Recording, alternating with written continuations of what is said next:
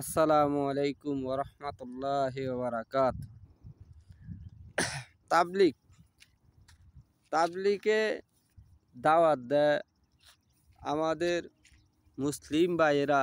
তাবলিগে বলে লা ইলাহা ইল্লাল্লাহ, আল্লাহ ছাড়া কোনো লা ইলাহা ইল্লাল্লাহ, আসমানে খাওয়া না, জমিনে খাওয়া না,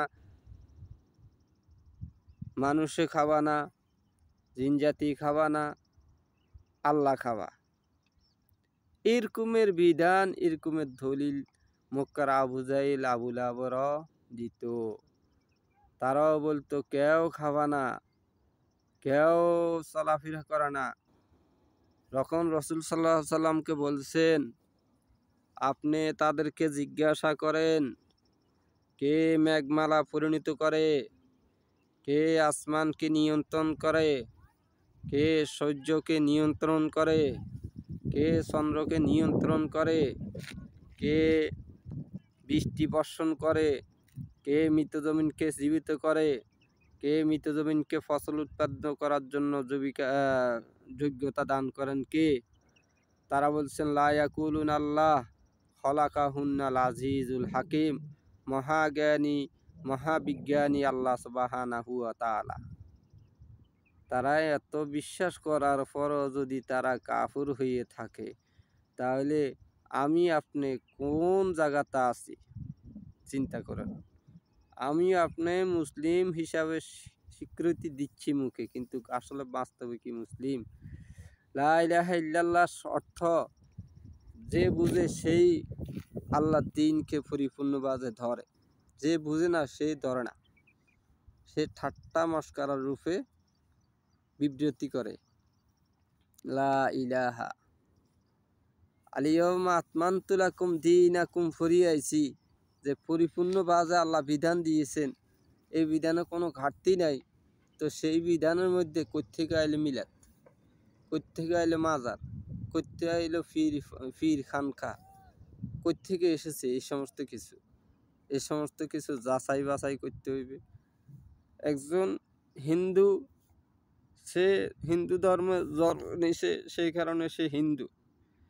মুসলিম, সে মুসলমান ধর্মে জন্ম নিছে, সে মুসলিম। কিন্তু সে যেরকম হিন্দু ধর্ম জন্ম নিছে দেখে সে হিন্দু দাবি করে, মুসলিমও ঠিক মুসলমান ধর্ম জন্ম নিছে দিয়ে সে মুসলিম দাবি করে। যাচাই বাছাই করে না। যাচাই বাছাই করতো কোন ক্ষেত্রে? যদি আপনার কইজন 10 করা জমিন আমার দখল আছে, আরেকজনের জমিন আমি দখল করে যাচ্ছি, অথচ এই জমিনের কাগজপাতি আমার নামে নাই, জমিনের মালিকানা আমি না, আমি এই জমিনে বসবাস করতেছি। কিন্তু আমি যাচাই বাছাই করতাম, যদি আমার এই জমিন, আমি যদি এই জমিনের মালিকানা হইতাম। আজকে মানুষে যাচাই বাছাই করে কোন ক্ষেত্রে? দুনিয়ার ক্ষেত্রে। যদি জমিন তারপরে যায়, কেউ আমার 1 কাঠা জমিন মারি দেয় নাই, এটা যাচাই করে। কেউ আমার 1 ইঞ্চি জমিন খায়ালা নাই, এটা যাচাই করে। কিন্তু পরকালে যাইতে হবে, পরকালের ঠিকানা জান্নাত, সেই জান্নাতে যাইতে হবে, জাহান্নাম থেকে বাঁচতে হইবে। সেই জান্নাত জাহান্নামের ঠিকানা যাচাই বাছাই করার দরকার আছে। যাচাই বাছাই করার লাগিয়া কোরআন আছে, হাদিস আছে। এই সমস্ত কিছু যাচাই বাছাই করে, নির্ণয় করে, জাস্টিফাই করে যারা এই দুনিয়ার থেকে বিদায় নিবে, তার জন্যই আল্লাহ পুরস্কার রেখেছে। যাচাই বাছাই করতে হইবে। শুধু দাবি করলে হইবে না আমি মুসলিম, আর শুধু দাবি করলে হবে না আমি হিন্দু। হিন্দুদেরও যাচাই বাছাই করতে হইবে, তাদের গ্রন্থ কিতাব। মুসলিমেরও যাচাই বাছাই করতে হইবে, সে মুসলিম দেখে জন্ম নিয়েছে দেখে জান্নাত পাইবে এমনটা নয়। আল্লাহ তাআলা বাকারার মধ্যে বলছেন, সূরা বাকারা, আমি কি তোমাদেরকে এমনিতে জান্নাত দিয়ে দিব? আসবে না তোমাদের উপরে সেই সমস্ত মুসিবত যা তোমাদের পূর্বের লোকদের কাছে এসেছে। যাচাই বাছাই করব না? এ কথা কে বলছে? আল্লাহ বলছে। তার মানে মুসলিম হয়ে জন্মাইলে হবে না, হিন্দু হয়ে জন্মাইলে হবে না, যাচাই বাছাইয়ের মাধ্যমে এ দুনিয়ায় ত্যাগ করতে হবে, যাচাই বাছাইয়ের মাধ্যমে এ দুনিয়ায় ছাড়তে হবে, এর আগে না।